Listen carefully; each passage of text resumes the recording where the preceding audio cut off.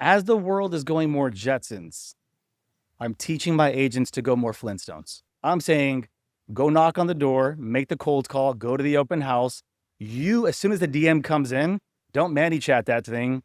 You respond to the DM, take their phone number, go from DM to phone really fast, get on the phone call with them. You're the salesperson. No one can close a deal better than you can. Meet them in person for the consultation. Don't do it in Zoom. Any money conversation needs to be done in person right now. Nothing is going to replace that feeling of doing that right now. And that is the number one separation tool that's going to separate you from everyone else. Everyone is automating their voice, their emails, their DMs, and everything as much as they can. And as they're doing that and they're removing the human aspect of it and they're going more Jetsons, more technology, I'm telling my boys, go more Flintstones. All right, guys, welcome to another episode of The Report. Today, I got someone who's doing big things in the real estate space as an agent, as a team lead, as a broker.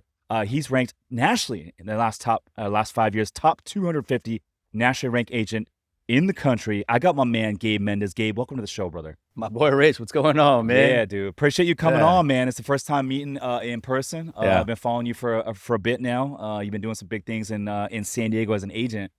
I would say for me, man, I have a sales background. I feel like everything we do as entrepreneurs, as business owners, as real estate investors, all starts with sales. And my first sales job in college was selling cell phones at the mall.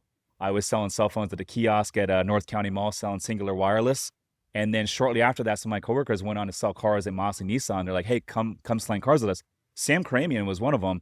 But I've always loved sales, and I always felt like today, if I woke up tomorrow, I wasn't doing with what I'm doing right now, I would go become a real estate agent. First off, now it answers a lot of questions about like why, who you are, because I've been following you for a few years now too. Appreciate that, bro. But like having the skill set that you have, it only comes from sales, talking to people and knowing how to connect, knowing how to sell. And at the core of what we do, every single date, every interaction, you're either being sold or you're selling. If you're a parent out there with your kids, you're selling them on why they need to do their chores, or they're selling you on why they're not going to do it. With your wife, dinner, whatever it is, you're always in some sort of selling interaction, whether you want to call it that or not. But that's what's happening. And ultimately, you boil it down, it's influence. Who's going to influence the other person? And so I'm excited to talk about today, man. Yeah, go deep man. into it. And big picture, I think for the listeners listening right now, like big picture, we've been in a high rate environment for 40 months now. I've seen a lot of loan officers wash out of the industry. I've seen a lot of real estate agents wash out of the industry and go back and get day jobs. So I think for someone listening to this right now that's looking for that next thing, or maybe you just got licensed as an agent, like know that the worst is really behind us. And I believe that these next 4 months that remain in 2025 are going to be the last of the challenging times. Jerome Powell's out of office at the end of this year. We saw 100% bonus depreciation just come back. Things are turning around. And I believe next year we're going to see some rate cuts. And I believe that things are going to heat up next year. I think 26 is going to be a big rebound year. And I think 27, things are going to really start ramping up. And so if you're looking for that next thing, or you're just getting started in real estate as an agent, I think right now is the best time to get in. Yeah. The challenge that I noticed with most real estate professionals on the lending and the real estate side is that they relied too heavily on the market conditions to dictate how they ran their business. That's so good. The market will always be the market. Mm-hmm. There will be people buying, selling, holding off, waiting on the fence. It's always going to be the market. But if your value proposition, or you're banking on lower interest rates, higher prices, or a combination thereof, then yeah, you're going to be subject to market conditions, and so is your business. But if you take control of it and you do the activities every single day, you make connections, you follow up, you add value, you increase your skill set, you get in an environment where you feel inspired and you want to work, the market conditions can only affect you so much. And that's what I train my agents on is don't look at the interest rates. They're going to go up, they're going to go down, but yet there's always people looking to buy and sell. It's just, how do you maneuver around that conversation? When people talk about we're waiting for the interest rates to drop, they're not really saying I want a lower interest rate. What they're saying is I want a more affordable payment. So let's not have an interest rate conversation. Let's have a payment conversation. If the interest rate is 70%, which is really crazy, but your payment's affordable, what does it matter what the interest rate is? Most people who are renting are paying 100% interest rate anyways. So it's not an interest rate thing. So like we talked about off camera, it's you guys have to change the way you look at things, because when you change the way you look at things, the things you look at will begin to change. That's so good. It's just a focal point, man. And conversely, like the people that are washing out of the industry, on the flip side, I have some personal friends of mine that are killing it right now on the lending side, that are growing their books of business right now on the lending side, that are growing their businesses. And so, get around the folks that are, killing the game. And I always say this game's all about getting in the right rooms. And so find the people that are doing the thing that you're looking to do, whatever it might be. Maybe it's not real estate, maybe it's Amazon drop shipping, or maybe it's fitness, but it's like find the people that are killing it in the game. And those people have the blueprint. Go get that blueprint from them. That's it, man. It's just access to information. And big picture, I think this is the best time to be alive. I mean, Oh my 2025, we're almost in 26 now, but with technology, with AI, with social media, YouTube, you have podcasts like this one we're conversating on right now. The ability to gain information and to get access to key people has never been easier than it is today. If you're not making the amount of money you want to make in 2025 with the resources that are available, with the coaches that are available, it's not an external problem. It's an inside issue. And the number one issue that I see today with why people aren't where they want to be is the amount of distractions they have. That's it. If we just removed all of the big inventors of our life and our generation in the past had no distractions. There was no YouTube and cameras and phones and Edison and everyone else before us. They had nothing but time, no distractions to focus on one thing. The challenge today is we have flat screens and phones and just it's entertainment is right at our fingertips at any moment that we need it. And we're such a culture that we want everything yesterday that we can't focus on something long enough to see it through. So if we just learn how to delete the things that aren't serving us, add more of what is, if we could just do that alone, 90% difference in whatever it is that we're chasing afterwards. So it's a distraction issue, man. That's why we're not getting to where we want to be. So yeah, absolutely. Dude, so I want a lot of cover here, man, and I want to get into a lot of ways to win today as a real estate agent in 2025 and beyond. We're talking some social media strategy. We're going to talk about a lot of good game today. But first question for you, man, because I always said, a lot of the principles that we use here at Summers Capital to grow our business, I would implement as a real estate agent today. And I always tell people, I'm like, man, if I became an agent tomorrow, one of the things I would do living in San Diego is I would run paid ads on Meta, targeting military members and veterans. A lot of people don't target those individuals with paid ads. And the truth is 93% of veterans are not using their VA loan. It's not because they don't want to, they're not educated on how to do so. And I would run paid ads to a free weekly webinar to where I would get them on and show them the benefits of how to use their VA loan to buy no money down real estate, invest into real estate and all that stuff. And then I would have a call to action for them to take the next step. In that call to action, I would probably partner with a lender. Exactly. And the call to action would be for them to book a call with the lender to get pre-qualified to use their no money down VA loan. Once they get pre-qualified, it's like, okay, let's go look at houses. That's what I would do. Day one, if I was an agent tomorrow. Literally just gave away the game plan, the blueprint. That's it, bro. It's not more difficult. But let me ask you a question. Why didn't more people not do this? That was just what I was going to ask you right now. Why do you think it is? I think one of them is just they don't know how to do it. That's literally it. They don't know how to run paid ads. That's it.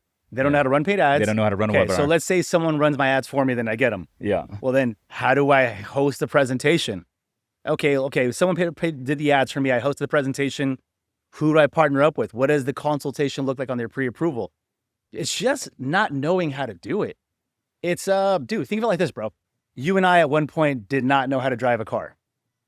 And we were scared. Yeah. And because we didn't know how to drive a car, we didn't drive it. Not until our mom, dad, or someone sat next to us. Okay, put your hands on the steering, or we sat on our parents' lap. Put your hands on the steering wheel. This is the gas. This is the brake. And they walked us through it. And then after our mentor walked us through on how to start the car, turn it on, turn left, turn right, blinker, and all that stuff, our confidence started to grow. Oh, I can probably do this. Then we go from off of the lap to the parents over there, and now we're doing it in a parking lot. And then after a couple of repetitions, it's working. My confidence starts to grow. It's no different than running ads, hosting a presentation, having the VA consultation with your lender, and then getting them to sign a buyer broker agreement, and then committing to work with you. If they just knew the steps on how to do it, and this is why it's so important. This is why you crush it, because with all of the coaching programs and everything that you have, you're teaching people the how. Most challenges that I see with real estate, most coaches, I should say, is they teach people the what, they rarely teach them the how. This is what you need to do. You need to run ads. Then you need to hire, then you need to have a VA, you need to do, etc.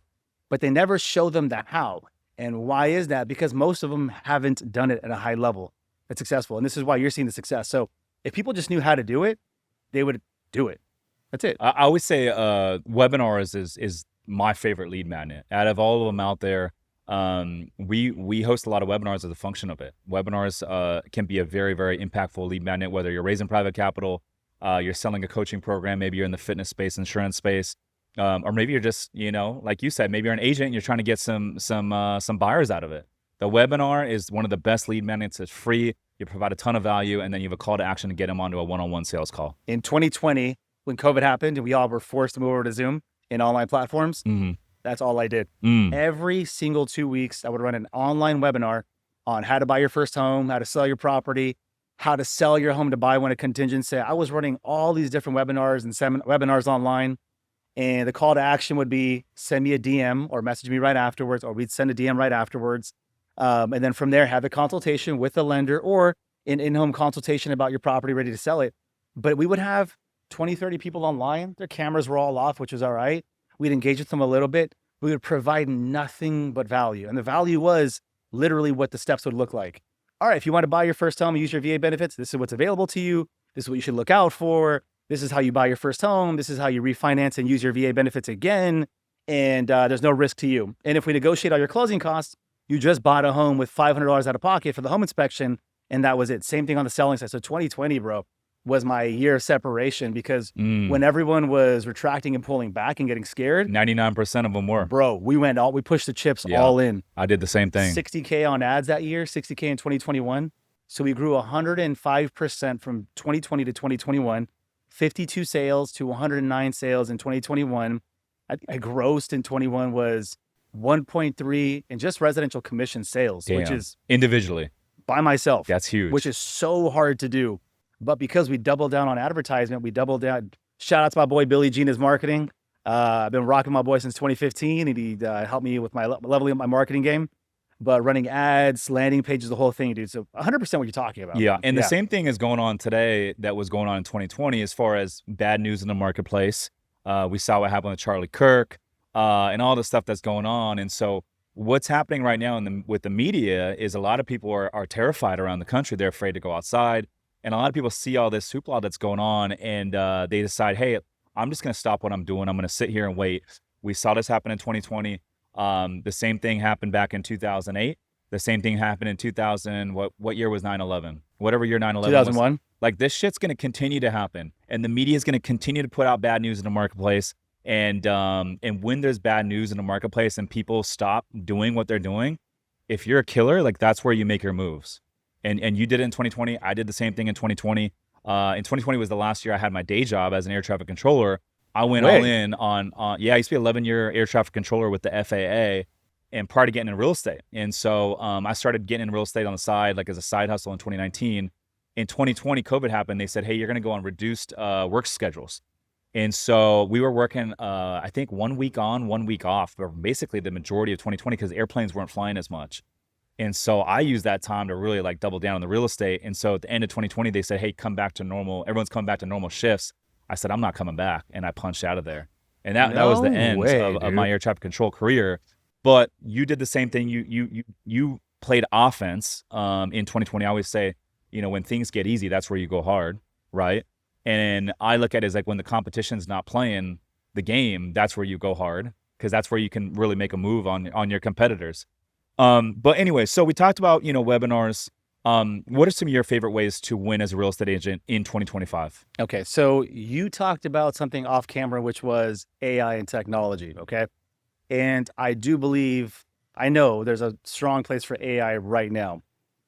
The challenge in 2025 that I see with most real estate professionals is that they're leveraging AI too much. There is almost a sense of, how much can I automate? How much can I leverage and not do? And then just collect the check at the very end. And this is something I'm coaching my agents. I don't like saying it out loud because this is the secret sauce, but I'll say it on the podcast. Give us we're all about the giving secrets, value bro. here. Give us all the secrets. Is this, man? As the world is going more Jetsons, I'm teaching my agents to go more Flintstones. What do you mean by that? Automate your emails, automate your DMs with ManyChat, automate, use your VAs, and the only thing you got to do is book the appointment, go show some houses, and close them. I am saying don't do that. I'm saying go knock on the door, make the cold call, go to the open house. You, as soon as the DM comes in, don't ManyChat that thing. You respond to the DM, take their phone number, go from DM to phone really fast, get on the phone call with them. You're the salesperson. No one can close a deal better than you can. Meet them in person for the consultation. Don't do it in Zoom. Any money conversation needs to be done in person right now. You go to the consultation, you shake their hand, you congratulate them on their plan to buy in 6 months because they didn't qualify right there, or congratulate them for qualifying on the spot, and then secure that appointment and shake that hand. Nothing is going to replace that feeling of doing that right now. And that is the number one separation tool that's going to separate you from everyone else. Everyone is automating their voice, their emails, their DMs, and everything as much as they can.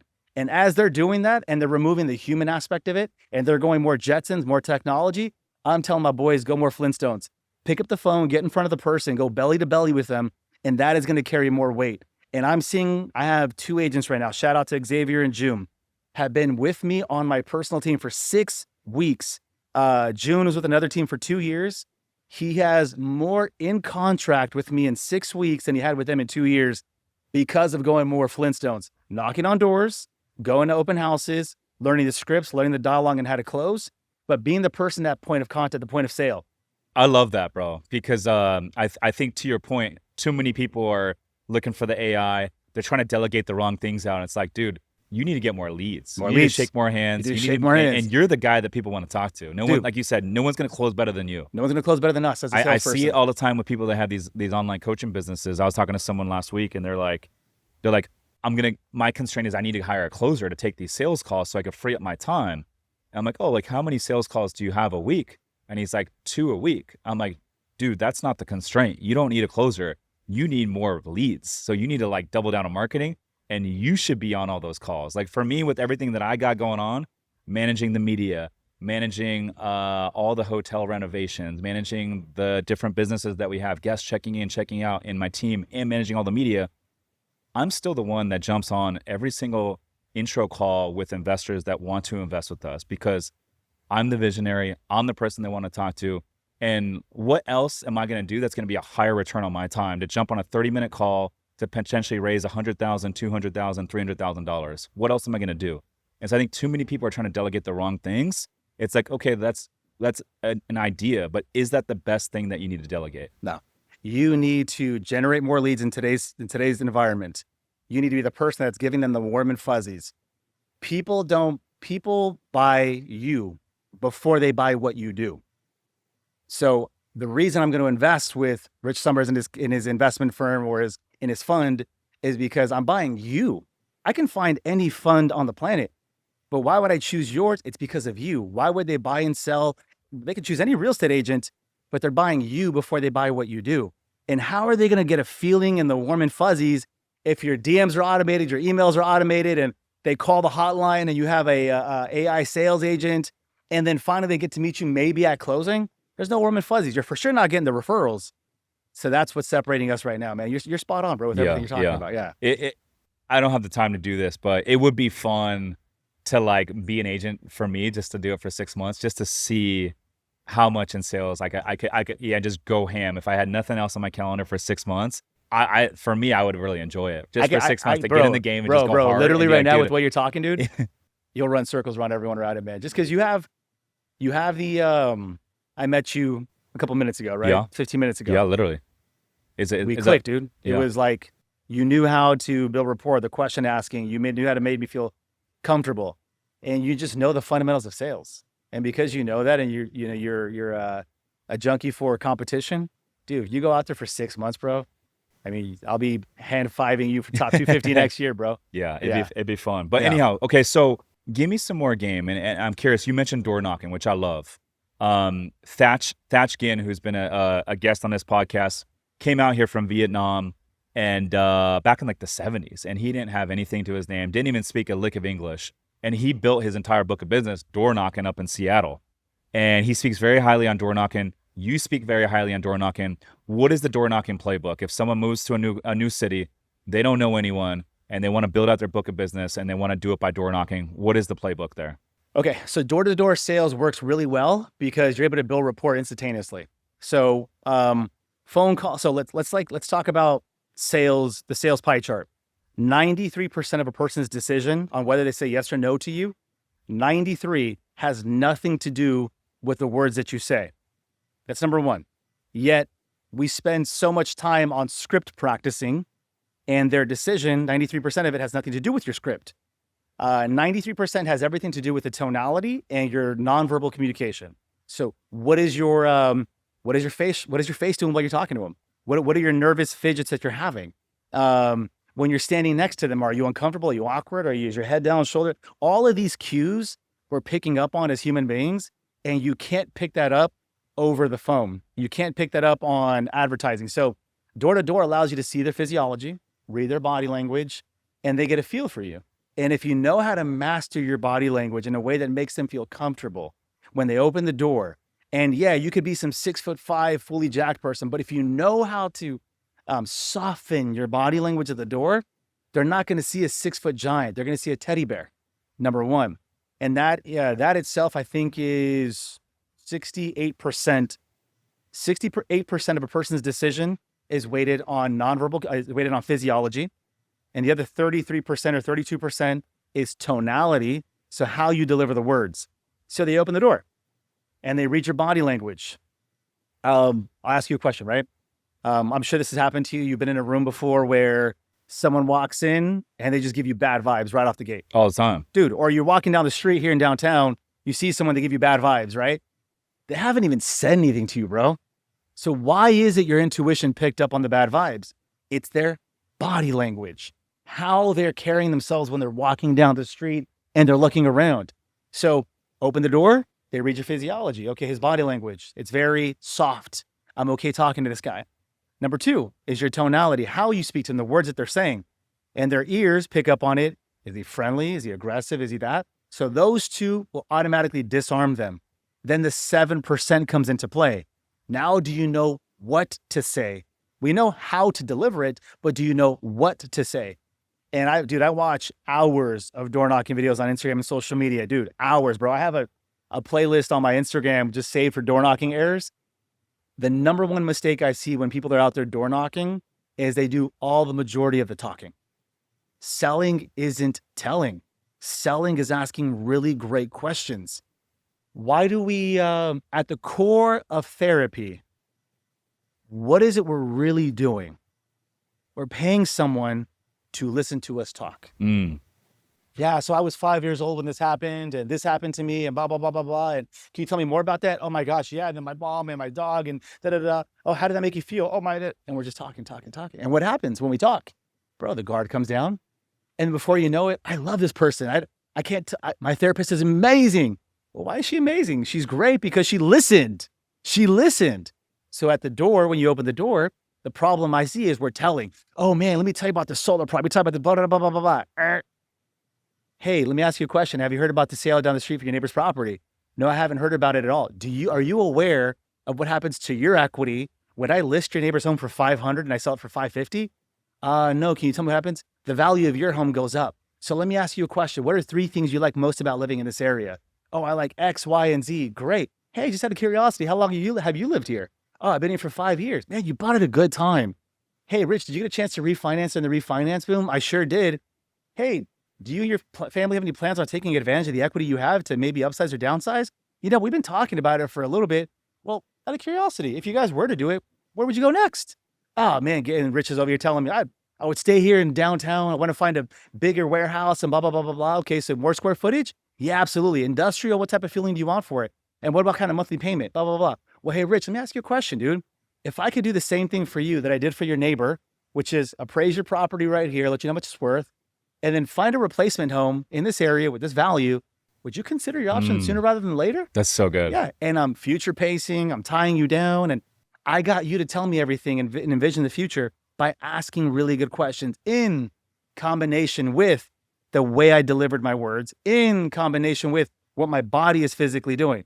Because, bro, let's be honest. If I'm sitting here in front of you being a crackhead and I'm, hey, man, so you want to sell your house? And what do you think about? You're like, dude, what's this guy on, bro? Yeah. So, But I love that. But the thing I love most about what you just did right there is you provided value to me in terms of like, hey, you're gonna get me into my dream home. We're gonna find a way to position this sale to have enough equity to roll into my dream home, and I'm gonna level up my life as a function of it. My family's gonna get in the dream home. We're gonna have a better quality of life. We're gonna become a better version of ourselves because of it. You didn't lead with, hey, like, I'm just trying to make a commission, which I love. if you come from a place of wanting to solve someone's problems, they will feel how genuine you are when you come from a place of contribution. And that, I think, is my superpower, is that I come from contribution. I don't need Rich's sale to pay my bills. And you can sense that in my dialogue with you. I'm detached from the outcome. Whether you do it or not, it's up to you. And I'm going to tell you the information that's going to make your life better. You buy it, cool. If you don't, that's okay too. But there is an element of knowing how to deliver the information so that you have a higher conversion rate. And that's what I teach. So, okay, so we talked about the door knocking. Is open houses still a thing? Is that something that new agents should be spending a lot of their time doing? It is a very it's a very reactive way of getting business. I love being proactive. I don't want to wait on someone else. I don't want to take a gamble. I want to put chance in my hand and I want to go after it. So should you do it? Yes. Should it be the majority of your time? Absolutely not. It should be something that supplements what you do, like social media. I don't think social media off the bat should be someone's main thing right away. I think it should be something you're building as you're being proactive and finding business, family, friends, door knocking, cold calling. And then as you're building your personal brand online, then eventually that will outweigh one or the other, kind of just like it did in my career. But open houses, they're great. They're effective. You just have to have a strategy, just like everything else. What's the strategy? What's the correct strategy if you're going to host open houses? So the number one thing is this is a mindset shift that you have to remember that when you're hosting the open house, you are already applying for the job of listing someone else's home or having them hire you to represent them to purchase. You're already applying for that job. So how you show up to the open house, the way you present the property, the time you're putting up the open house signs, everyone's watching you. How dare you ask me as a homeowner to list my property at 6% when I saw you open the door at 1:01 when the open house was scheduled at 1 o'clock?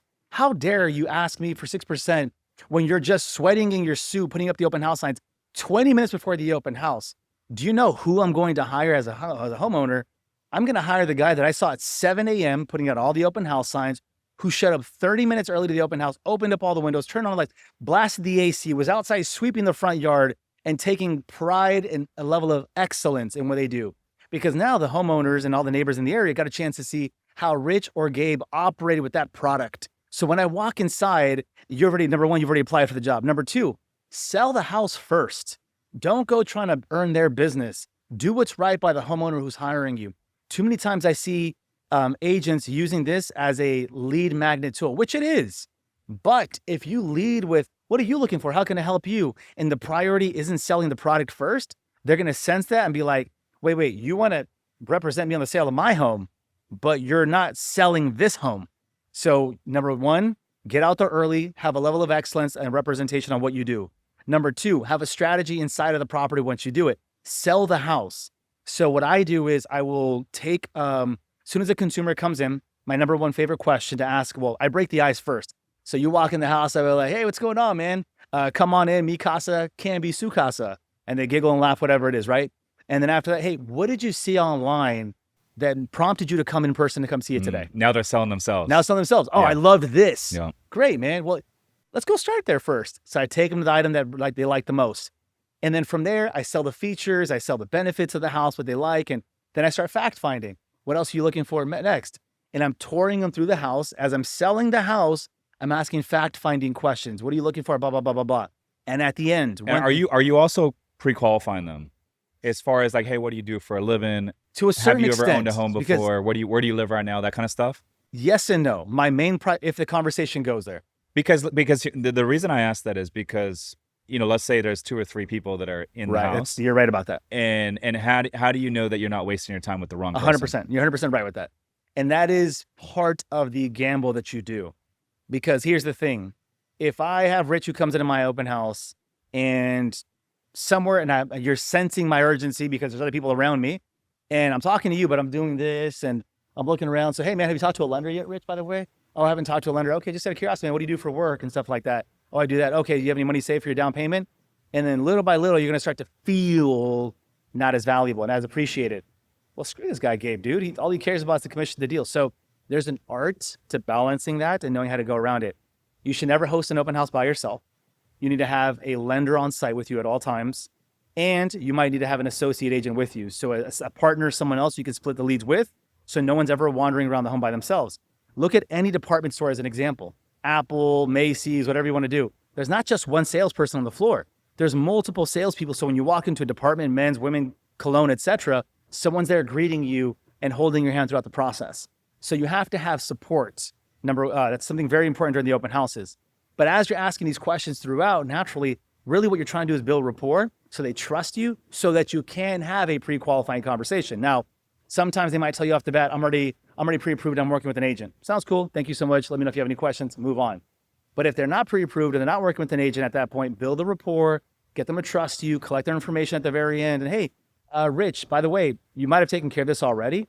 And I'm not trying to step on any toes here, but I'd love to offer you a second opinion on your financing. By me assuming that you've already gone through the financing process, I'm not insulting your level of what you know and what you don't know. Because if I ask you, have you been pre-approved, and no, you start to feel dumb or whatever. Maybe you're you're a first-time buyer or seller and you're very nervous about the process. But if I start asking you these questions that make you feel less than or dumb for not knowing the answer, that's also territory you got to be careful of. So by assuming you've already done the process, I've already put you on a pedestal, made you look already smarter. Hey, would you be offended if I offer you a second opinion on your financing? Oh, hey, Gabe, I haven't had an opinion yet. Oh, well, dude, let me give you the first opinion then. And it's a different approach. So having someone there, having a level of excellence in the way you present the property, sell the home first as you're walking through it. And at the very end, it's the tough question. What's the tough question? Rich, on a scale from 1 to 9, because nothing's perfect, how closely does this home match your needs? And you're going to tell me 6. 6. Awesome. Dude, it sounds like you really like the house. Would you like my home with helping you would you like my assistance on helping you write the winning offer? And you might tell me no. Well, hey, Rich, well then what does this home need in order to take it from a 6 to a 9? I would need a second living room and a nicer master bath. Got it. Okay, second living room, next my bath. You know what? I have some houses in mind that I think you might like. Let me do this. What's your phone number? 619? And then you tell me your phone number after that. I'm going to send you some properties as soon as my open house is finished. They're going to take you from a 6 to a 9 that I know you're going to fall in love with. Would that be helpful? Let's do it. Perfect. Collect your information right there. So I identified this one isn't the one for you. I closed the gap by you telling me what it was that you did, what the constraint was. Yeah. And then from there, you sold yourself. I love that. Yeah. And for someone listening to this, like not just being a real estate agent, this tactic right here is such a good question. On a scale of 1 to 10, what's your interest level in participating in this offer or whatever it is that you're selling? And then you're often going to get 5, 6, 7, sometimes an 8. Okay, what would it take you to get you from a 7 to a 10? And they will tell you what their biggest constraint is simply by asking it that way. Or conversely, you ask them this. They might say 10 out of 10. Yes. But even conversely, check this out. Let's say you take the converse approach, which is, well, hey, Rich, why is it not a 1? Why is it not a 2? And then you sell me on why you love it. Yeah, I like that. Now you're selling me on why you love it. I haven't heard that one before. Dude, that's really good. That is... Yeah. You can see the benefit of that. Yeah, that's really good. Yeah, now they're selling themselves. Now selling themselves. Yeah. Hey, man, can you tell me why this is not a 1? Oh, my gosh, dude, I love it because of this and that and that. Oh, great. Okay, so you love what you have already. What do we got to do to take it to the 9? Here. Okay, so if I just get that and you already love it, we're good? Absolutely. Close them. Hey guys, if you're looking to get into real estate investing, but you're like, hey, I don't have the time, but you want to participate in the passive income, the tax benefits, and the wealth building, my company, Summers Capital, partners with limited partners, people like yourself, and we go out and buy boutique hotels. We have a fund where we currently own 5 hotels, and we currently have a wait list for investors to participate with us. If you want to learn more to see if this is a fit for you, you can go to summerscapital.com/invest to inquire and get on our wait list and be notified next time we have an opportunity. Again, summerscapital.com/invest. Now back to the show. So you mentioned the disc profile before we started recording. We use the disc profile when we hire new folks onto the team. Break down the disc profile. What exactly is it? So disc profile is your personality assessment. Who you are as a person, how you operate, how you respond on that. And before we get too deep into the DISC, I like DISC because it talks about who you are as a person, your personality.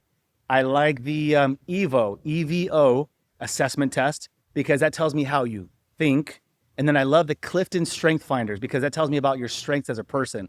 So don't just focus on the DISC only, focus on EVO, Clifton Strength, and the one that I love, the cherry on top, is the love assessment. So what's that? The love languages. Okay, got it. So how do you like to be loved? How do you be responded to? Those kind of things. You'll ask the clients this in an open house? I wish, man. But eventually you start, when you know them that well, you can identify what kind of person they are already. Like I know for a fact that Rich Summers, the person I'm talking to today, is definitely a person-to-person's person, but he's all about business first. And I just get that sense off of you right now. Don't waste my time. Don't, we can hug it out and kumbaya later. But if I lead with kumbaya with you first, you're going to get annoyed really fast. You're the type of person of, are you sharp? Are you on point? Can you add value to me? If yes, then we can kumbaya and laugh afterwards. But if I lead with that with you, I can tell you right off the bat, you're not going to like it. You're a person who, so that is your personality type, which I would almost argue is a very high D. And then I would say a very high, I think you like data, you like looking at information. So you're also a very S personality, low C, and I can see a medium I. You can get along with anybody anywhere you go, but you're don't bullshit me type of person first. I'll get along with anybody. Then show me the data so I can make an educated decision, right? And don't waste my time. I don't need to know that the color is pink and it's great and there's a beautiful view. Why is this one a good investment? Yeah. Why am I going to like it? That's very accurate. If I get on a sales call because I'm interested in a product and they start, asking all the fluffy questions, I'm like, bro, I got 5 minutes. I'm ready to buy. Give me this answer and then I'm going to make a decision. It's 100% who you are. I got the sense off of you right now. So a DISC assessment, we're talking about personality. Yeah. And my favorite question, so that's a DISC assessment, is a personality test. You have a D, I, S, and C. D is a driver person. It's a person who is no BS. These are typically high-performing individuals. They're the entrepreneurs, the CEOs, those are the visionaries. You can sense them right off the bat because they come off as very rude and aggressive. Like I can almost argue, and I want you to tell me if this is accurate or not with you, that you have to work on scaling back your D, because if you just let your DISC, your driver personality come out too much, it can be misinterpreted as being rude and an asshole and you're just too dry and curt. So you almost have to be aware of it and check yourself as you're talking to people. That's you got to read the room. Yes. Yes. So that's the feeling I get with you. But D, driver personality, is straight to the point. Give me the results yesterday. I is the influencer. It's the person in the room. I want to build relationships. I'm talking. And so you can notice this typically with the husband and wife scenario. Husband's a high D if they're a business owner. The wife is a high I, talking blah, blah, blah, blah, blah. Then you have the S, which is the security person. This is the person who to your face will tell you yes and then ghost you afterwards. And then you have the C, which is the conscientious person, the data-driven person. I need graphs, I need charts, I need information, I need details, and they take time to make decisions. D personality, I'm ready to make a decision now. C personality, I need time. So you have to be able to identify, that's what the DISC personality is. The importance of this, especially when you're hiring people, is you want to hire the personality for the position. Most people hire the person for the position. You should be hiring who they are as the personality trait to match the position you're looking for. So that's what it is. It's invaluable, man, when it comes to sales, because my favorite question to ask anybody in a sales scenario is, how's it going? When I ask a person in a sales scenario, how's it going? You're going to answer based off of two factors, your current mood and your personality type. If you're a high I, but you're in an irritable state, it's going to come off that way. But you're going to feel it. So those two factors will determine your response. Once I hear how you respond to me. Dude, I could be having the worst day if I meet a stranger in the street. Hey, how's it going? What's up, dude? Doing good, man. How are you? Always high frequency, high energy, regardless of whatever I'm going through. I could be walking out of like a crazy meeting and just got a bunch of bad news, and then podcast guests coming in. Yo, what's up, man? How you doing today? But that's how I am. And dude, that right there is a very, if you learn that skill of how to switch the flip on at any time you need to, that skill is going to pay you. The dividends on that are going to be, it's unmatched. You have the challenge I see with salespeople is they allow their emotions to control their entire day. Dude, you got to turn that switch on when you need to. I don't care what you feel. I don't care what you went through. I don't care if you had a flat tire. I don't care if you and your wife had a fight before the podcast. You better flip that switch on and make that moment memorable, because if you can't control your emotions, Your emotions are going to control you, and you will respond based on what you're feeling. And that is a very low level salesperson. Dude, control your emotions, man. Keep yourself in a peak state at all times. This is why I tell people you got to delete what's not serving you in life. So many times, man, we listen to music, environments, and friends and people, scroll on social media, and it affects the way that we feel. Dude, RIP to Charlie Kirk. But if you go on social media, you're going to see two polarized opposites, dude. You're going to see people who are love and I'm so sorry about it. And on the other opposite, you're going to hear the people, ha, ha, ha, this is what you get. And I've seen people who are love, kind, and all that stuff get affected emotionally by the people on the other side. Like, how could you do that? Screw you. I hope it happens to you. I'm like, yo, chill out. Like, control yourself. And so having a very high level of EQ is just as important as IQ. You got to have that emotional quotient. You got to keep your emotions in check, especially as a leader, entrepreneur, business owner, and a salesperson, because they will sense it once you walk into an open house or you're cold calling or following up. Dude, yeah, you're right, man. With the Charlie Kirk thing, it was crazy for me to see the reaction of the TMZ team when the news broke, and you could see and hear the TMZ employees in the background cheering the assassination and applauding it. I thought that was pretty sick. And then I saw the comments on Twitter, which was kind of gross. But I think for me, and for the most part, as an entrepreneur, I don't talk a lot of politics. I don't talk a lot of religion. But for me, man, like I feel like everyone is entitled to an opinion, because perspective and opinion is how we grow as individuals. And like, you could have a different opinion right now and a different perspective, but I'm always open to hearing it because it poses another light, another side of the coin. And that's how I grow individually. But for me, I've always been like, okay, regardless of, you're black or white, religion, I don't care if you're Lutheran, you're Christian, you're Catholic, you're Muslim, or, if you're a Democrat or Republican, I'm like, dude, I want to hear your opinion. I want to hear your perspective, because that's how we grow. And so I think as Americans, the more we open our eyes to differences of opinion and difference of perspective, the more we're going to grow. I always say, your life will grow when your mindset does. The perspective is the only way you can ever get a real 360 view on everything. You can't tell me what the view is like from the 50th floor to the 30th floor of a building if your view is only on the first floor. You want to grow a full understanding of the picture, get on every single level of that building, look northwest view, northeast view. Once you've gathered enough intel, then you can make an educated decision on what's right and what's wrong. So many times people get stuck on the first floor, the fifth floor, and that's the only perspective that's true, yet they're not understanding there's a 30th view and a first floor view too. So I agree with you. I have clients who are conservative. I have clients who are liberal. I have clients who are gay. I have clients who are straight. I have black clients. I have Asian clients. And none of them, and some of them I don't agree with their lifestyle and their choices, but it's not going to affect my respect for you as a person. 100%. Just because I don't agree with how you live and your sexual preferences and your religion doesn't affect my respect for you as a person at all. Like, we're going to do business. We're going to shake hands. We're going to hug it out. And I hope to influence the world Charlie was just an amazing person because he lived boldly. And man, just watching, I didn't know much about him until like the last 6 months, 9 months or so, right before the elections finished last year. And when I watched how boldly he lived, I'm like, wow, that's very inspiring. And I hope that people, when they meet me, never feel judged or anything like that, because I just love them as a person. That's who they are. And I want to hear and I want to learn more about what you've done and what you've experienced, and let that be our grounds for the relationship.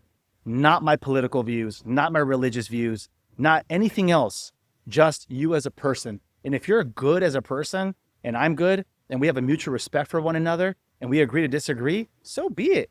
Bro, let's go have a beer afterwards. Let's go talk, whatever. Let's have that relationship. But yeah, I agree with you, man. Absolutely. Yeah. Absolutely. So I want to switch gears a little bit. I want to talk about social media strategy as a real estate agent today. Because I always say, with technology, with social media, by the way, there's 4.8 billion people using social media today. It's free to post. But I see a lot of real estate agents not using social media to their advantage. Why is that? They're afraid of how they look and sound, and they're going to be judged. That's the number one issue I've run across with real estate agents. They don't like the way they look, and they don't like the way they sound. Newsflash, you look and sound the exact same way in person. Like, maybe it might sound different to you because sound, when you speak, vibrates through the bone. When you speak out loud, it vibrates through the air, so the sound quality is a little different. But aside from that, 99% of it, you sound and look the same as you do. We just got to get over that mental hump of what it is. Number two, they overcomplicate the content. What do I post? Be the FAQ. What are the frequently asked questions that we get as real estate professionals? How do I use my VA loan? What's a contingent sale? How much for a deposit? What's my cash to close? Answer these questions, overeducate. Why are we letting our consumers go on Google, ChatGPT to get the answers to these questions? We should be the encyclopedia and educate them. I should be able to go to your Instagram page, swipe right, go to your reels, and by looking at the videos you've posted, okay, step back. What do I do? What do I recommend for people to do on their reels? Think of it like Amazon Prime, or think of it like Netflix when you go watch a movie.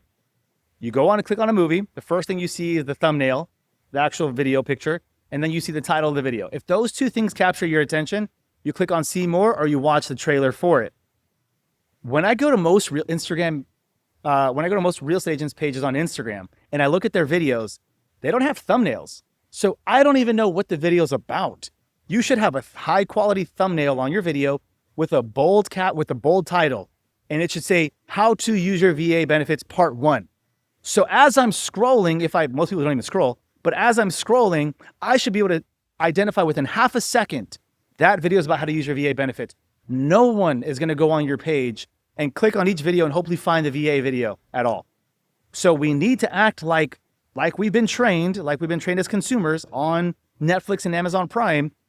Do the same thing. Have a thumbnail, high quality, have the title of your movie. And then when they click see more to read about it, your captions need to be on point. So mimic what Amazon Prime and Netflix are doing. Just take that. And as I click on your videos, maybe have a color theme. So everything that's navy blue is about VA. Everything that's sky blue is about selling your home. Everything that's pink is about whatever, right? Contingencies and contracts and terms. So if we can help the consumer learn the behavior that, hey, these videos are about this, they'll start going to your page as the encyclopedia and start going there to learn more. I don't see that happening. So they don't have a strategy. They don't know what to talk about. They're too insecure about how they look and feel. And all of those small little things that are simple to fix, which are all free, is what's holding them back from having a multi-six-figure business in real estate and commissions. I always thought if I was an agent, what I would implement into my content strategy is I would probably once a month, I would go find the dopest homes in my area on the MLS, and I would hit up those listing agents and say, hey, what are the chances I come by, do a property tour? I'm gonna blast your property on social media. I'll shout you out as the listing agent. No listing agent's gonna say no to that. And I would go find the $15 million, the $17 million listings in La Jolla right on the water and be like, hey guys, we're standing in front of a $17 million property located right here on the beach in La Jolla, California. Follow me, let's go take a tour. And then just like highlight all the wow factor stuff. 36-foot kitchen island, wine cellar. It's got a speakeasy. It's got a fitness gym looking over the ocean. I would highlight all the wow factor stuff and have like really cool, like just an interactive property tour that I know people are going to share. They're going to want to watch. It's going to get views. And those type of video I think will go viral. And then you're going to gain followers as it. And then people eventually are going to start to know you as like, hey, you're the real estate guy in San Diego dealing with all these expensive homes. And oh, by the way, in my bio, it's like, hey, like you want to work with me? Here's a call to action. So your content that you're talking about is that shiny object syndrome where it's going to capture their attention. And that is a very good lead magnet. In addition to that, while they go to your page and check it out, you have to have content that builds your personal brand. Yeah. Because people do business with people they know, like, and trust. 100%. Now, here's the thing. When we say know, like, and trust you, this is what they mean in sales. Know you, I have to have some level of familiarity. Trust, is there a trust factor? And you build that through education and social proof. I'm educating you and I'm teaching you something and you're seeing me win. Okay, I can trust you now as a person. Know you, familiarity. The like factor doesn't mean do I like you. The like factor is similarity. And that's where 99% of people get it wrong. It's not like you, like can we get along, which is important. The like is, are we similar? Do we have similar beliefs, actions, values as people? You are going to attract people that are like you, which is why they say your vibe will attract your tribe. So if you don't build a personal brand while you're doing this shiny object syndrome, you turn into a Zillow, which is where I click on it, I fill out the information, I just want a property tour, leave me alone, don't bother me. But if you do Zillow, which is the shiny object syndrome, the property tour, and you do the personal branding, which is what I do really, really well, you capture their attention, they go to your page, they scroll, I like this guy. He has kids, he has a wife, he honors God, blah, blah, blah, he works out. This is someone I can see myself talking to. And then at that point, they voluntarily raise their hand. Hey, can you help me buy and sell a property? So good. At this point in my career, my business, when I get a lead that comes in through social media, it's pretty much closed. Because they already know, like, and trust you. They already sold themselves, man. Yeah, 100%. I always say for us, the media arm of our business is the most important arm of the business. I tell the team this: without the media, we don't have a business. 95% of all of our leads come from the media. And that's why I do 3 podcast episodes a week. That's why Joe Rogan's done 3 podcast episodes a week for 17 years. And Joe might be the most powerful dude in the world right now. The ability to pick up the phone and call presidents, ex-presidents, Elon Musk, Jeff Bezos, professional athletes, movie stars, musicians. Any professional athlete will drop what they're doing to go hang out with Joe. And it's not because of the UFC stuff. It's not because of the comedy stuff. It's because of his podcast and the platform that he has in the audience. What do you think separates Joe from everyone else on his podcast? I think, for one, he's just like relatable. He just has organic conversations with people, relatable. He asks questions like as if it was someone listening. You know what I mean?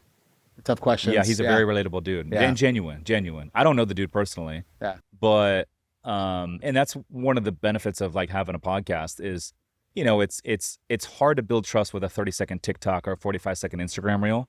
It's harder, but with like hour-long conversations like we're having right now, it's a lot easier to build trust because you have a lot more reps and time. You know what I mean? He's crushed it, man. He's really cornered that market. Yeah, and he does 3-hour episodes. That's crazy. Yeah, they're sitting there doing the salts, smelling the salts and all that stuff, dude, and smoking weed. It's crazy, bro. So anyways, talk about family and like importance of, you know, having the right life partner, the right spouse, you know, in terms of like being dialed in and performing at your peak. I always say like having the right life partner is the secret hack of it's a growth hack. It's a cheat code. Especially a partner that's going to hold you accountable for reaching your full potential. Having the right partner in life is single-handedly probably the most important decision, aside from, in my belief, is having a relationship with Jesus Christ. The single most important decision you'll ever make as a man is the wife you choose to marry. Most important decision you'll ever make. That, like they say, how do you destroy a kingdom? It's from within. And this is the person that you're going to trust, you're going to lay with, you're going to be vulnerable with and open your heart with. And it's a cheat code. There's science that supports it. The Bible supports it. And this is interesting, man. Anytime the secular world and the Christian Bible agree on a topic, I always tell people that is something you can't ignore. And the secular world and the Christian Bible both agree that your wife, the partner you choose in life, there's a hack to it. There's a level of, there's a heightened level of success that you get boosted up to as a man. So that's single-handedly the most important decision you'll ever make is who you decide to marry and spend the entire life with. And I'm so blessed, man, because the way it happened with my wife was really natural. In 2014, I went through one of the deepest, darkest depressions of my life I had ever gone through. In December 2014, I contemplated taking my own life because I was so dark. I was in active depression, had active depression, so I was out and about. People thought I was okay. I was popping bottles every weekend. I was racking up all my credit card debt, buying new clothes, traveling, everything you could think about. So on the outside, I looked okay. I put myself in like 80 grand worth of debt. I bought blackout curtains in my place. I would wake up at probably 2 p.m, stay in bed all day, wouldn't go to bed till 4 a.m, and play video games. And I was just drowning myself in like keeping myself busy. I got to a point where I was very low and very dark. And then that's when I knew I needed to change something. So I quit the multi-level marketing business that I was in. I went and I got a job for 6 months. And gave myself some foundation to build off of. During that time, I went to church one time, and I was always involved with church, but it was like one of those checkbox things I did, just go to church, check it off the checklist. And the pastor said something on stage. He said, "Hey, we're having water baptisms next week. If you're wanting to change your life, this is your sign to go do it." I signed up. I got baptized the following week, and I told God, I've tried everything my way. I've slept around with women. I've partied. I was a club promoter in downtown San Diego for some of the biggest clubs. I built a reputation. I have influence. Nothing's working and nothing's filling my spirit. Nothing's filling my cup. I'm going to do it your way this time. And before I take myself out and leave my mom sad with an empty hole. I'm going to try this one more time. So I baptized myself. I committed to, I didn't have sex. I didn't do drugs. I didn't go out. I was celibate, the whole thing. How long did you not have sex for? Didn't have sex for until November of 2015. I got And baptized so how in long was that? almost 8 months or 8 so. months? 8 months, no And sex. it wasn't until I met my now wife, is who I ended up having sex with at that time. I got baptized in April or May of 2015. I had sex at the end of the year.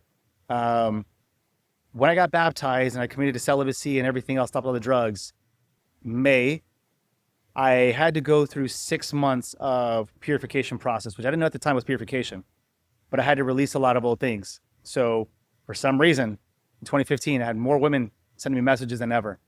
I had my boys who wanted to go out and party every weekend more than ever. Everything was heightened around me, and my discipline was tested. I ran through all my money in real estate. I put all my chips in. Website, suits, open house signs. My car got repossessed at a listing appointment in fall of 2015.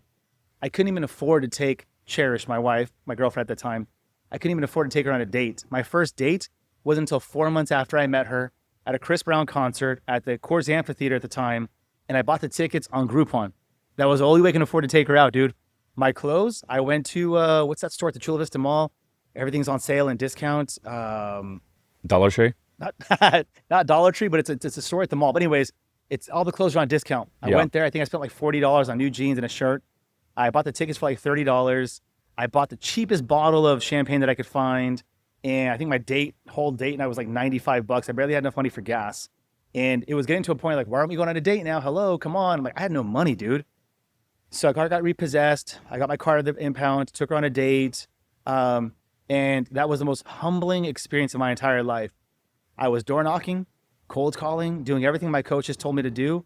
And after 6 months, nothing happened. I closed my first deal in the end of 2015. It was a $200,000 condo, 2% commission on it, $4,000, enough money to pay back my tia, my aunt, on her removing my car from the impound, and enough money to put some cash in my pocket just to carry me until the next closing. I closed one more deal at the end of 2015, and that was selling a house to my mom. And I had to give half the commission back to her. 2016 came around. All the seeds that I had planted in 2015 started to come to harvest. And that was one of the most important lessons I learned in my life. You don't sow and harvest in the same season. I had to know that I sowed seeds in one season and I was going to reap the harvest the next season. And that taught me the value of patience and long-term gratification. And I also had to learn in order for me to grow to the next level, I had to remove things that were holding me back. I looked at my life like a garden. And in my garden, in order for my rose bushes to grow, I had to rip the weeds out. I had to, from the root. And you know how painful it is to do a root canal, anything like that, to rip something from the root? It is painful to go down there.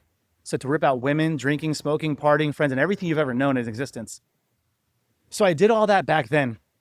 But luckily it happened to me because that's when I met my wife. And instantly, bro, instantly rich. Her and I knew that moment we locked eyes with each other. We were meant for one another. She reached out to me 7 days later. She sent me a text message. Is this Gabe? I said, yes, it is. Who is this? My name is Cherish. I met you in the parking lot 7 days ago. Do you remember me? And I said, absolutely, I remember who you are. And since that text message that she sent to me, and in that message that I have saved to this day, it says, I'm interested in you, not the house. Her and I have been like this, inseparable. And we've had our ups and downs in our fights. But having that woman next to me, not behind me, next to me, has heightened my level of everything you can think about. I've had these feelings as a man that I've never felt before. This instinct to protect, this instinct to provide, this instinct that no matter what the weight of the world, I can carry more because I had her next to me. Brother, I can't explain how those feelings came about. They just arose within me. And this level of man, this level of responsibility and maturity came over me. And then we had our first child, and then our second, and then our third child. And then this level of, I could do it, this level of strength, this level of, I'm willing to go to war for you and die to come back and have you be proud of me is inexplainable. And it heightened my level of success in levels I never would have gotten to without her. And that's so powerful, dude. I always say, like, you know, if you're a guy out there, just being single and dating and DMing and texting girls, maybe you're on the online apps, maybe you're not. Like just setting up dates is like another full-time job. It is a full-time job, and then it's a hustle. And then to take it a step further, that all that time that you spend chasing girls, going out on dates, because when you go on dates, you're probably going out and drinking, right? And if you just do that twice a week, that's basically 2 nights a week, and then 2 days the following Morning, next the next day, day. where you're operating at 30-40% capacity. Exactly. And that compounded over weeks, over months, over years, really, really sets you back as a business owner, entrepreneur, maybe you're self-employed as a real estate agent. And so I always say, having the right life partner that's aligned with your goals, aligned with your vision, aligned with your dreams, that holds you accountable to reaching your full potential is the deepest love language you could receive. You said it perfectly. Yeah, it really is. It's the cheat code, man. And what you need in order to if you want to attract the right type of person out there, that's the right part. I'm talking to guys out there, men out there. If you want to attract the right type of woman out there, you first need to become that right type of guy. Yeah, so many people talk about finding the right partner, but no one talks about becoming the right partner. The right partner. You want to find the right partner, you have to become the right partner. You got to dig deep. The root canals in every area of your life, your bad habits, your emotional health, your spiritual health, your financial health. If you want to attract a 10, and I'm not just talking about nice body and looks, if you want to attract a 10, you need to be that 10 that you want to attract. And praise God, bro, that when I met my wife, I was the healthiest I ever was. I was the most educated I ever was. I was the most disciplined I ever was. And somehow she recognized that. And she worked out. She went to church. She believed in traditional marriage and traditional values. The wife stays at home, supports the husband, raises the kids. And I know not everyone's in that position to do that, but she believed in that. And I believed in it. And I attracted who I was on the inside. So shout out so to the good. wifey, man. Dude. Yeah, that's so Shout out good. to the What's your wifey, wife's name? Cherish. Cherish. Shout out Cherish. Let's go, Shout Cherish. out Cherish, baby. I love you. You mentioned, back in 2015, you barely had any money to buy a cheap bottle of champagne and take your wife on a Groupon date. But today, you got some more money. I'm curious for a new agent out there, maybe listen to this. If they only have, a few dollars to their name, what is the best thing that they can invest in? Is it going and investing in a nice suit so you're presentable?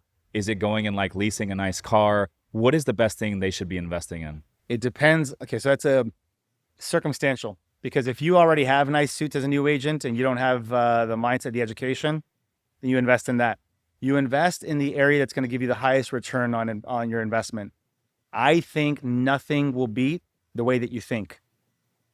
How you think will determine everything else.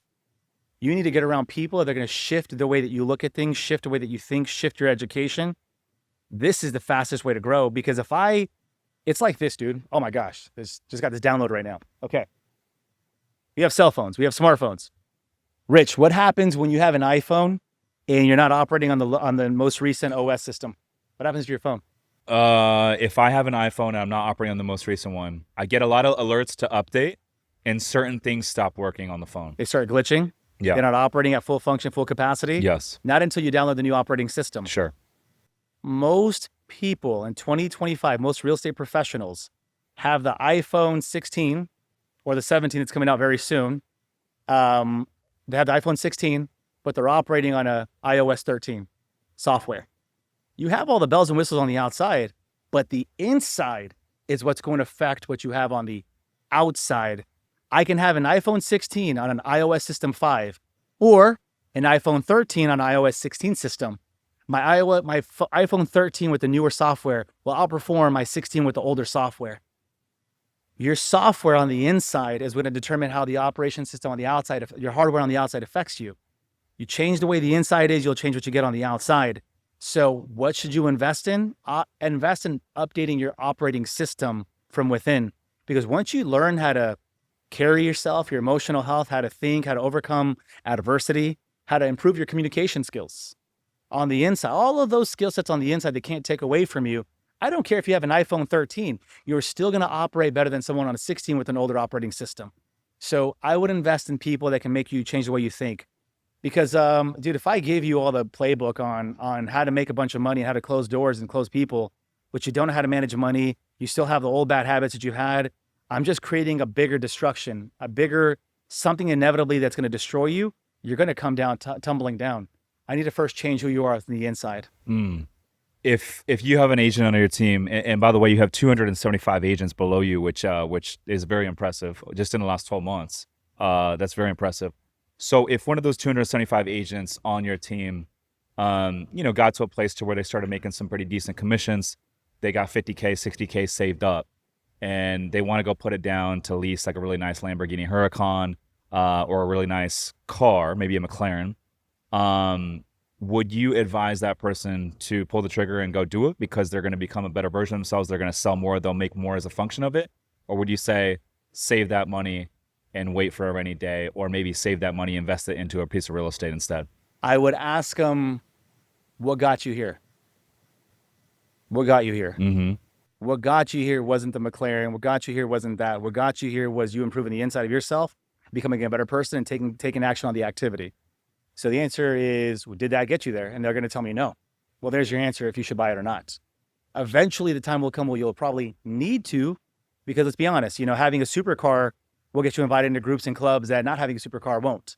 And that caliber of people are completely different. You're not there yet. Right now, you're in a season that you just barely were given a farm. You got to go whack the weeds. You need to go toil the soil. You need to go turn the soil, feed it.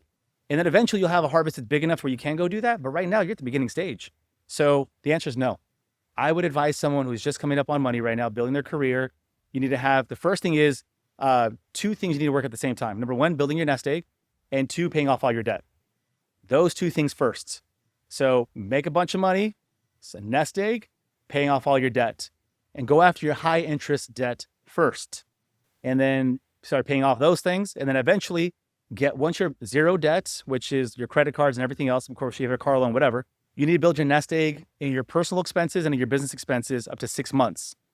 Once you're at a 6-month place in your personal finances and in your business finances, any money above that needs to be invested back into the market. You need to have, you need to start your stock portfolio, your real estate portfolio. You need to start hiring coaches. Maybe you have to start hiring staff to start leveraging your time. Maybe that's the point you get to. You should never have more than a penny over 6 months of reserves in your business and in your personal expenses. Anything above that, you're losing money.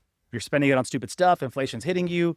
Keep it in the stock market. Keep it in a high yielding savings account, a money market account. Something just not your personal. And then if you get hit with a slow month, you have 6 months worth of reserves to go off of. And then after the 6 months, again, that's where you have to talk to your mentor. Do I hire staff? Do I hire a VA? Do I hire an assistant to free up my time? Do I put it into markets, into some sort of account? Where your money has to go after that. But first thing is get your money, pay off your debt, building a nest egg account. And then you can come from a place of confidence, not a place of scarcity and worry, which is what most people are at. They earn $1 and they spend $2. Let's not do that. Live below your means. It's hard to do it in this, especially in San Diego, it's hard to do it. But if you can get yourself out of debt and make a bunch of money and not having all that stuff, you can hold on another year. You can hold on 2 more years to get the Lambo and to get everything else, the Huracan, what else you're looking to get. But that's my advice to new agents. Yeah, absolutely. By the way, speaking of San Diego real estate, man, I am so bullish on San Diego. They call it an island because to the north you got Camp Pendleton, to the west you got the Pacific Ocean, to the south you got the Mexican border, to the east you got the mountain ranges.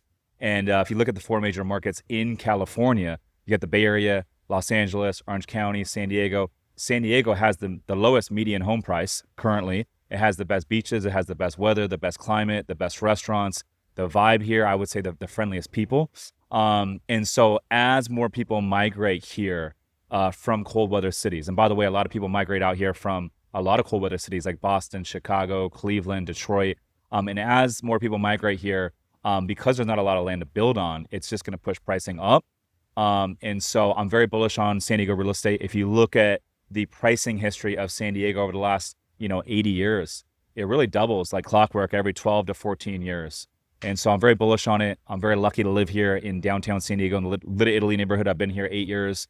So I'm very excited for it. I'm a big fan of everything you're doing. My last question for you is this, Gabe. What's the one trait that separates those real estate agents who get in the game and become successful, become 6-figure, 7-figure earners, and get financial freedom out of the industry and go on to own a ton of real estate and provide financial freedom for them and their families versus the real estate agents that get in the game and wash out 12 months in, 18 months in? The number one separation that I see from the top 1% of 1%ers and everyone else not even just the 1%, the 1% of the 1%ers, is they're willing to do the boring work longer. That's so good. That's it. That's so good. Every one of my friends that's a top dog is willing to do the boring work longer. I'm just willing to sit in the office till 10 o'clock and make these calls and follow-ups. No glory, no cameras, no social media hype, no follow-up, no speaking on stages. Just me and my phone calls, me and my pen and my paper, my script, just willing to do it longer than everyone else has. Dude. Yep. It's the same thing with a lot of different industries. I mean, even as a real estate investor, I see so many people get in, I call it, shiny object syndrome. They want to get into fix and flip, and then it's new and exciting. And then 3 months in, 4 months in, they realize, hey, it's a little bit more work than I thought. It's not as exciting as I thought it would be. And then they're like, okay, let me get into wholesaling. And then 3 months later, they're like, let me get into Airbnb. And every 3 months, they're doing a new thing. But like you said, the magic really happens between the 3-month mark and the 12-month mark, 18-month mark. You got to do it long enough, the boring work long enough to where you can get on the other side and start to see some success. And then things start to snowball and compound. And when you start to see some success, that's when it becomes fun. Yeah. That's when it becomes addicting. Same thing with the gym, right? Yeah. People try to get in shape. I mean, look at the gym, New Year's, January 1, everyone's in the gym. And then you go back February 1 and no one's in there. And it's because people, they want the results, but they don't want to put in the work. Dude, if people could just stay in boring long enough, they'll outperform probably 90% of the industry, just because everyone's there for the shiny object syndrome, like you just called it. Everyone's there for that, dude. So if you could just stay there longer than anyone else can, you have a higher chance of being successful in the industry. A couple of key things you talked about when you're looking at, you're being bullish on the market in San Diego. So am I. I look at places like Barrio Logan 5-10 years ago, which was a place you never wanted to look at, blowing up. My two favorite cities right now in the county of San Diego to look into, and I think they have the most growth potential right now, is San Isidro and City Heights. Those two right now, I think they're super underrated. City Heights right now, you have Kensington, you have North Park, South Park. Right below that, you have Golden Hill, so southwest of it. But City Heights, if you're looking like Fairmont, University, El Cajon Boulevard, dude, if you can go in there right now, pick up one of those small 3.2, 3.1s right now, they're going for like $725, $750, and you give it 5 more years. Once this thing gentrifies and the price points get pushed down, because those who want to live in Kensington who can't are have forced down from like Adams Avenue. Then you go to El Cajon Boulevard, then you're going to University, and then you're right there in City Heights. All those families are getting pushed down. Dude, I'm driving by there and I'm seeing people walking their dogs in the morning, jogging there now. When before, City Heights was a place you never wanted to go to. City Heights actually had the highest crime rate of the entire county of San Diego, leading in some of the worst crimes, rape, murder, burglary, like heinous crimes. San Isidro, I think, is the second. You have a ton of infrastructure development taking place down there, schools, commercial, residential, the industrial markets booming down over there by the border. So you just have a ton of growth in those two cities. That's where I'm pushing all my chips right now. I love it. I'll throw one more in there. Linda Vista. Linda Vista is surrounded by a lot of expensive areas, Bayho, Bay Park, Mission Valley now. And I think Linda Vista has only one direction to go, but up. Gabe, I appreciate you coming on the show, man, dropping so much value, so much game. I'm a big fan of everything you're doing. And I look forward to watching you grow your business. Where can the folks get in touch with you if they want to learn more? But more importantly, where can they get in touch with you if they want to work on your team? Absolutely. If you're a brand new real estate agent, if you're a seasoned real estate agent, if you're a broker associate, we have an amazing opportunity right now at Realty of America. We're the fastest growing brokerage, period. In 1 year, we've expanded into 17 different states, 2,500 agents who have joined us nationally. We have 1.4 million liquid in the bank right now. We've done over 2 billion in sales volume in under 12 months. We're profitable, we're productive, we lead with production first. So if you're a broker associate, you're a brokerage, you're looking to close your shop, you want us to take on that responsibility, let's partner up. Send me a text message at 619-876-2265. If you're a team leader looking to scale your business, you want to become more profitable, reach out to me. If you're a brand new agent looking to grow your business and get into production quickly, I'm that guy. So send me a text message or DM me at Gabe Mendez on Instagram. And a big shout out to my boy Rich Summers and everything that you're doing in San Diego, brother. You have a stamp, you have a name, you have the influence. I've been watching you for years. So if you guys need a fund to invest into or someone to partner up with, a coaching program, reach out to my boy. There's very few people that I know who are leading from the front and have a heart of gold. And this is one of the top guys right there to do it. So My thank you, man, I brother. appreciate you, bro. He's Gabe Mendez, always dropping game, and a Phillies fan, which I didn't know until today. I'm Rich Summers. Listeners, thanks for tuning in. We'll see you guys in the next one. Peace.